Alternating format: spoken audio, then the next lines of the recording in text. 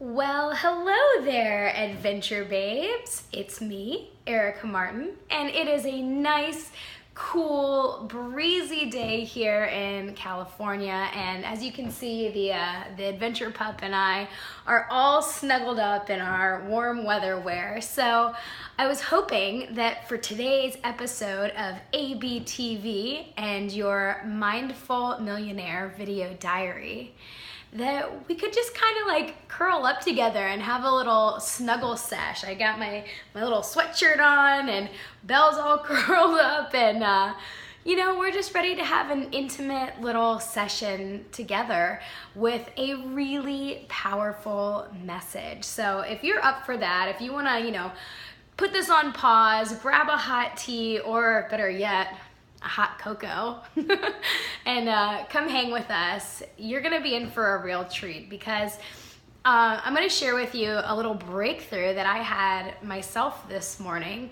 And I really have a feeling, just based on what I've heard from a lot of you adventure babes, and of course our adventure warriors, this could be something that will really help you too. And as always, it's my mission to pay it forward and live through it first and then teach it to adventure babes. So a mentor of mine once said, you see one, you do one, you teach one. So I always try to really kind of push that forward. So here's what I'm going to share with you today on your Mindful Millionaire video diary. The lesson today is around failure and how that relates to getting started on your mission. And this weekend, had a great weekend, very busy, very productive, connected with a lot of really important people in my life, had some fantastic, really meaningful conversations, and woke up this morning feeling really refreshed. I took care of myself, I got a great night's sleep, and I was really feeling the need to do some journaling. And for me, one of the ways that I take care of myself, and as always, this life is about being happy, healthy, and balanced. That's my personal mission and my personal purpose. So in that mission, sometimes I just have to take a little time out. Got up bright and early this morning, made myself a nice warm cup of coffee on this day, made some bacon and eggs, which were amazing, by the way. Took care of the good old adventure pup and busted out my journal. And I just started writing. I turned on some tunes. I personally am a huge fan of Colby Calais Pandora Station. She has some really awesome music. So whatever vibes with you, I recommend that you turn that on. It could be hardcore metal if that's what like really fires you up to kind of get inspired and get in the mood. But for me, I love some more mellow stations. So I turned on my Colby Calais and I just started writing. And this is a practice that I want to share with you, and a practice that has served me really, really well in my journey of creating a business and a life that I absolutely love so much. And tapping into that creative energy. And it's really a great way that I've found to give back to myself and help my thoughts flow through. Because you know what? Sometimes it just gets clogged up there like a drain, and you have to remove the block. So for me, journaling is a really awesome way to do that. And I'll teach you how I do it and how things come present for me. And then in this episode, I'll also share with you the biggest takeaway I had from journaling this morning. Are you ready? Do you want to dive in? Do you have your tea or your hot cocoa or your snuggly adventure pup? I hope so. All right, so here we go. So the first step to what I call creative journaling is not making it perfect. One of the things in the past that really prevented me from doing this type of journaling was thinking about how everything has to be perfect and I don't have time for that.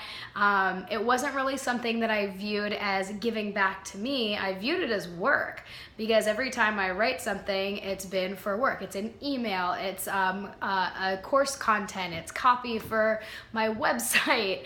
And when I thought about doing a little extra writing, that was not appealing until I found this method. So here are the rules. Number one, no trying to make it perfect at all. There's no perfect. The only way that makes it perfect is that you put your pen on that paper. That's it.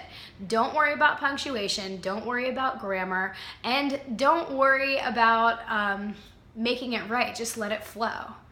The second step is you just keep writing no matter what. Don't pause and think about it. Don't pause and stop. Just keep your pen to the paper and keep writing and see what comes out. I mean, even if you're repeating the same thing over and over again, and trust me when I tell you, just to keep writing and to keep the flow going. I've written some pretty crazy stuff, like my dog is white and she's super cute and I don't really know what else to write. And then it's funny because something unexpected will come up, another thought will be tripped off, and then you're into a whole new section of your writing that could be the little key that you need to unlock that door and have a breakthrough.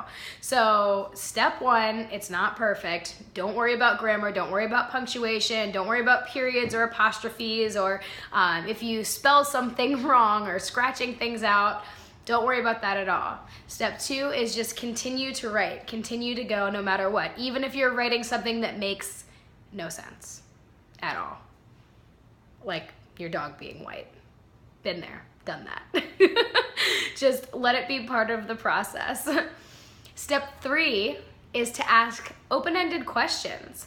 I'll share with you one of the open-ended questions that I asked myself today, and really it's whatever comes up.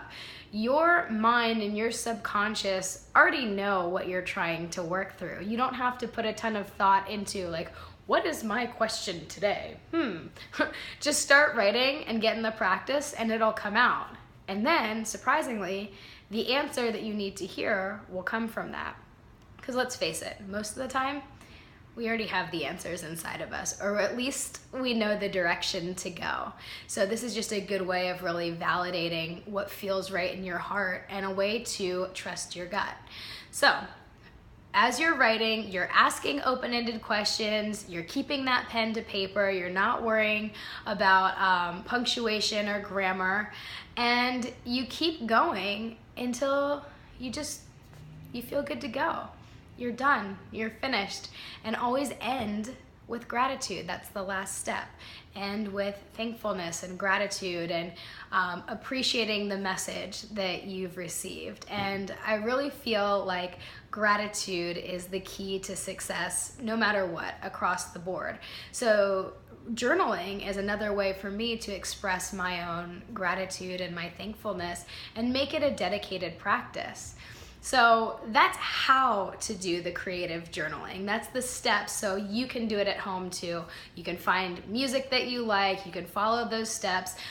Some people like to close their eyes in advance and like take a deep breath and kind of envision light. I have a tendency to do that as well. It just really kind of grounds me before I start journaling, and I just let whatever comes into my mind come into my mind. Usually it's something around light or a sunrise or a sunset, and me kind of looking through a third person perspective. That's usually what comes up for me. I would love to know what comes up for you.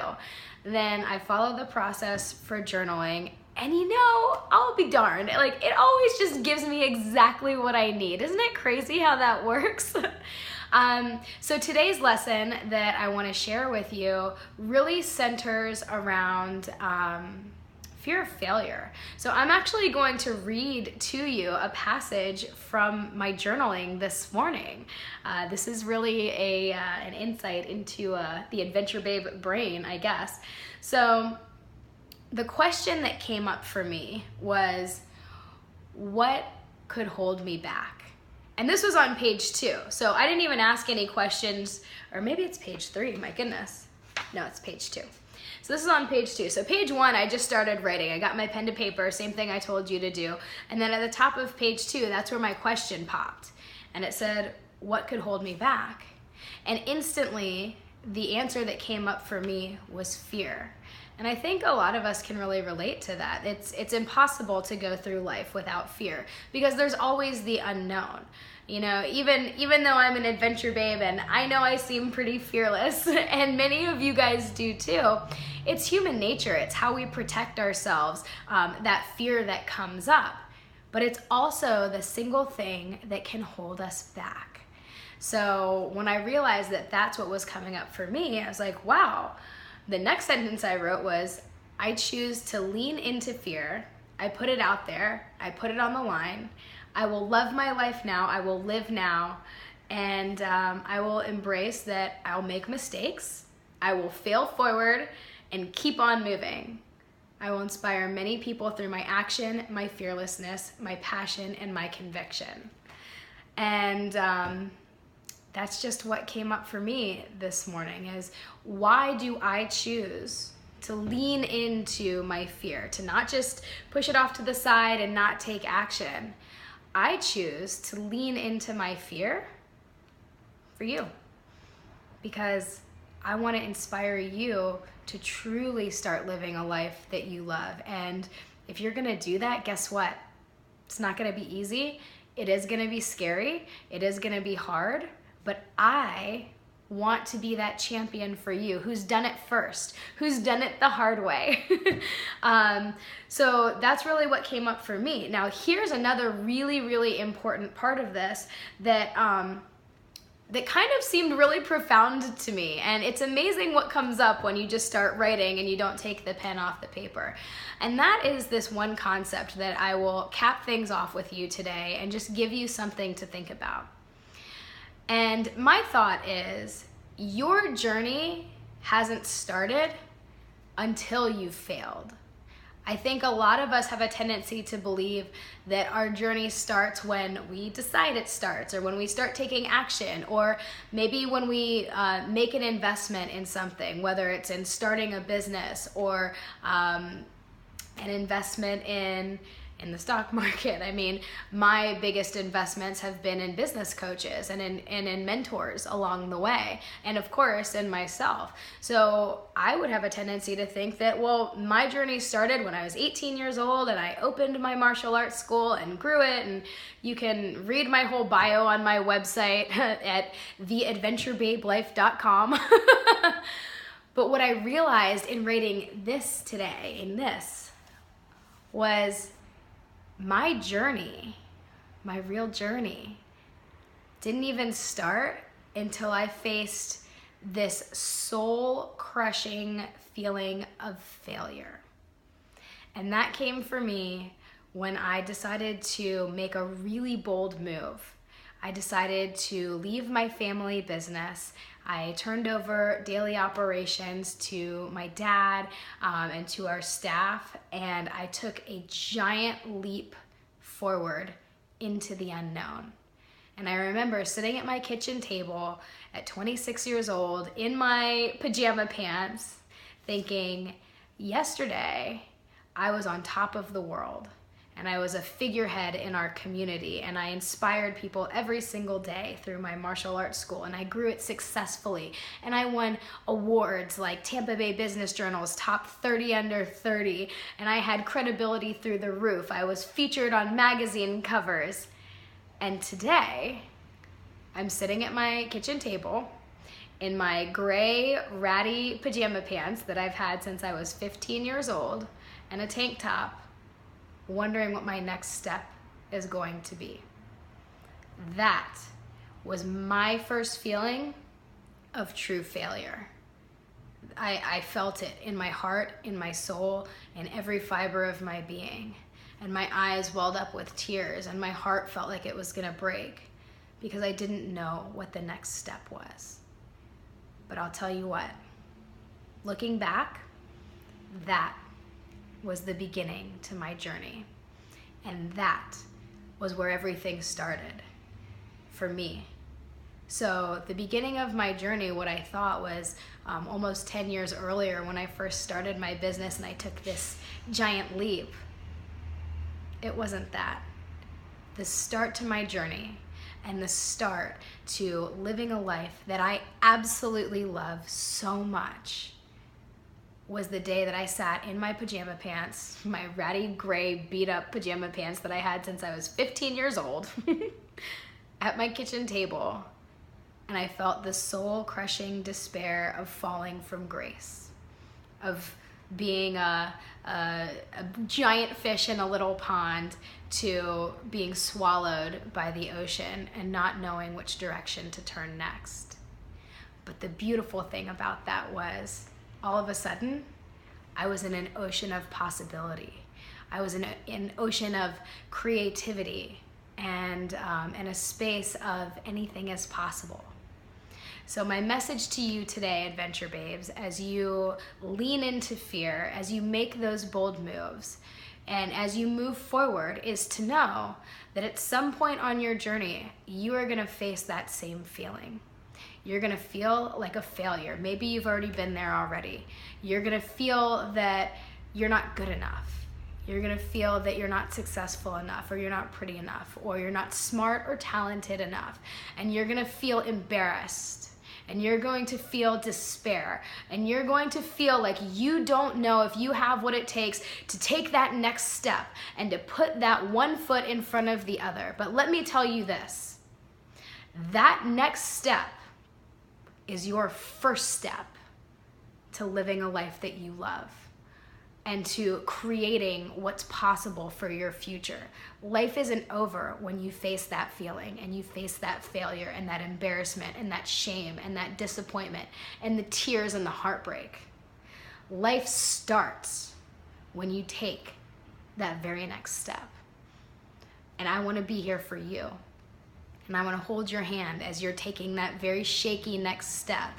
And I want to show you the way for the rest of the steps. But it ultimately comes down to you being willing to step into fear, to lean into it, to step forward, to get comfortable being uncomfortable, and to decide that you are worth it.